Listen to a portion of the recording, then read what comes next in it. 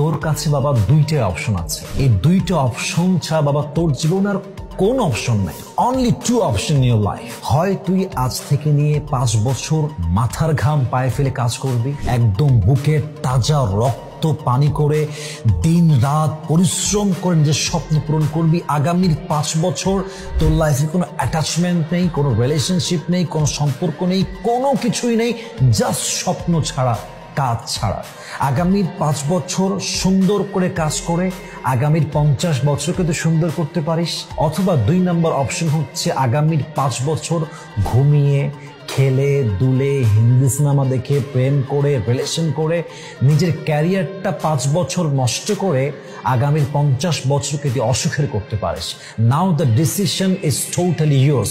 তুমি কোন সিদ্ধান্তে আসতে চাও? তুমি কি 5 বছর কাজ করে আগামীর 50 বছর সুন্দর করতে চাও, নাকি তুমি তোমার 5 বছর ক্যারিয়ার নষ্ট করে টাইম লস্ট করে আগামী 50 বছরকে খারাপ করতে চাও?